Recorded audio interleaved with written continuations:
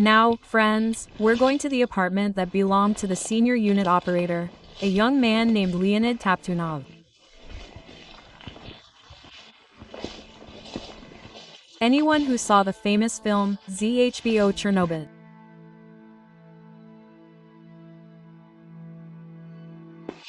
will definitely remember him. A young, talented man. His fate befell him, a truly monstrous ordeal, and such a sad ending to it all.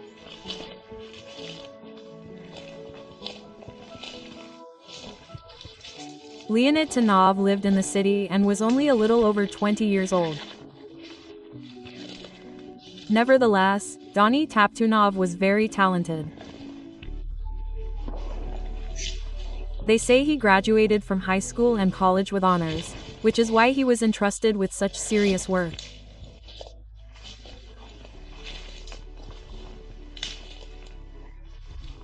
Leonid Toptunov lived in Pripyat.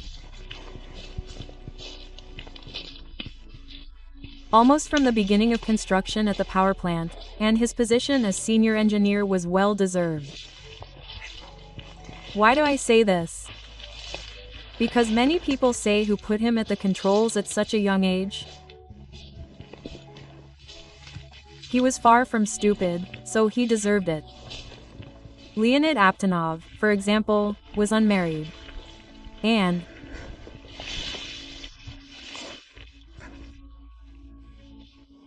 before he died after the Chernobyl nuclear disaster, he met a young woman through his studies and planned to spend the May holidays with her.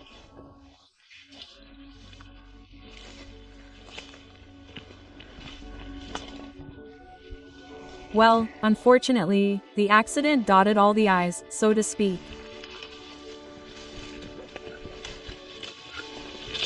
So Leonid never got the chance to start a family.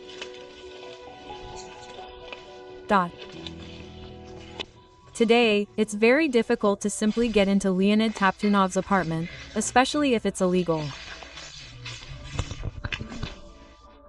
We have to pick our way through these rather serious bushes where there used to be normal paths, but they've naturally disappeared over the past 35 years.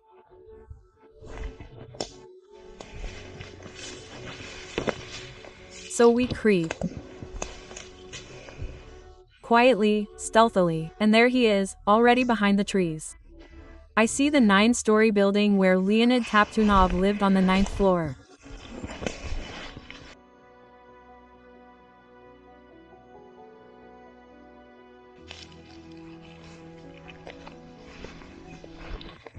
Now we've reached the building where Leonid lives.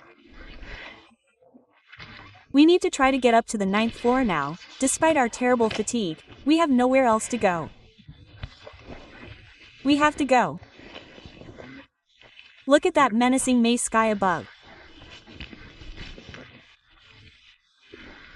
Look, a tree has fallen here, unable to withstand the weight and the fact that it's practically growing on asphalt, which has no way to support it.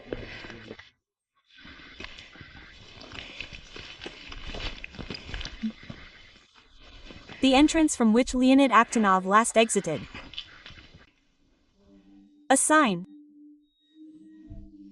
A list of residents of the building at 17 Sportivnaya Street, apartment 88, Leonid Fyodorovich Toptunov.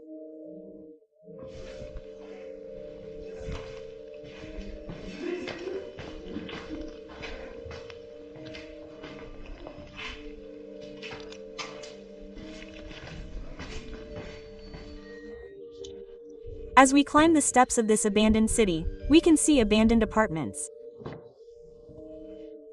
Some of them are somehow so dark. I have to turn on the light. Even though it's now, and this is the hallway. Even though it's daytime outside. Still, look how dark it is. Well, I'll just go and have a quick shower. Well, the condition of the building, by the way, is quite good. Look, everything is bright and fresh. The only thing is that a lot of furniture is lying around.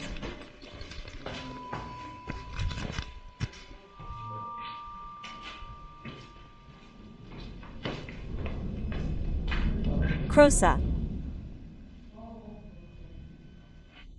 Beauty outside. This makes this mystical place even more eerie. If you think about it, you imagine that Pripyat, well, you understand, is not just an abandoned place, it's a unique place. Anything can really happen here. This is just a big abandoned city where no one lives. And here everything happens only by the will of nature. So, friends, we've gone up to the 9th floor. Please. And now, on our way. Oh, what wallpaper! Look at the view from the window. Simply incredible. Simply incredible. Guys.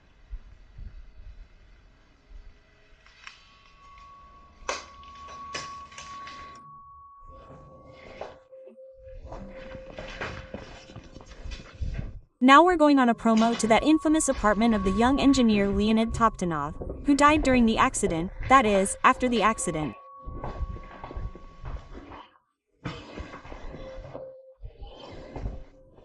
Well, Chernobyl, number 88. Hello, Lenin Aptonov. This is how it's supposed to be done when you come to the apartment of someone who's no longer with us. This is where I was planning to arrange my life. A young engineer at the Chernobyl nuclear power plant. He had a simply magnificent view from his window. Just look, a young city, flourishing.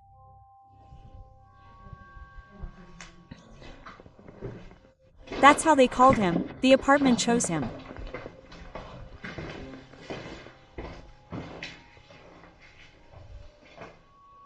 Yes, it's harsh. Well, a sad apartment, yes. There's a very symbolic newspaper on the wall that says, "Return to heaven."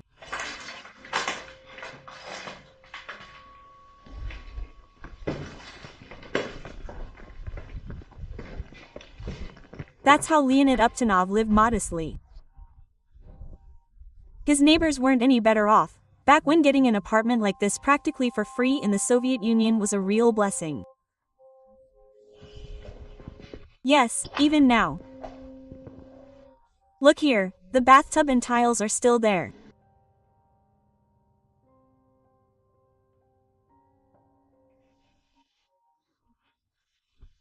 It looks like someone tidied up the place, put the stove back in place, and put this thing on top.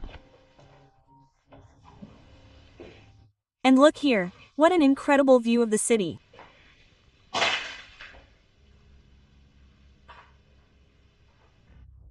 The city is completely silent. Completely silent. Why does it collect rain there?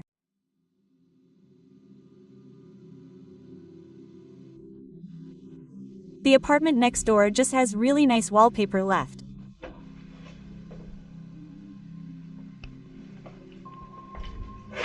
This one's empty. A thunderstorm is raging outside.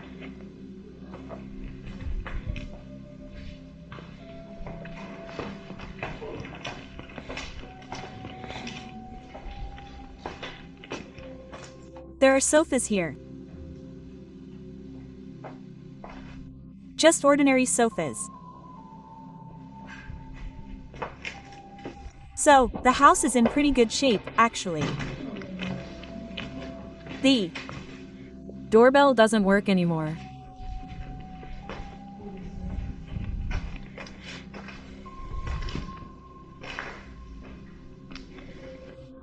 But still, you see, there's still a slight danger.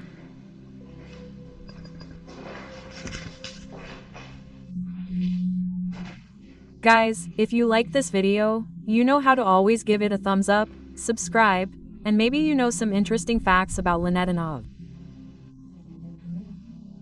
Maybe I missed something. Feel free to leave comments or suggestions about which other famous people might be available for rent in Pripyat. This is for the archives, because the buildings will soon fall apart, crumble, and we'll never know how the legendary people who worked at the Chernobyl nuclear power plant lived. They became heroes, unfortunately, posthumously, after trying to prevent the Chernobyl disaster, which simply took away a huge chunk of land, along with their labor, and so on. And our great-grandchildren will inherit a vast contaminated area, where they'll have to deal with the consequences of the Chernobyl nuclear power plant accident for decades, even hundreds of years. Look at that huge lassie yonder.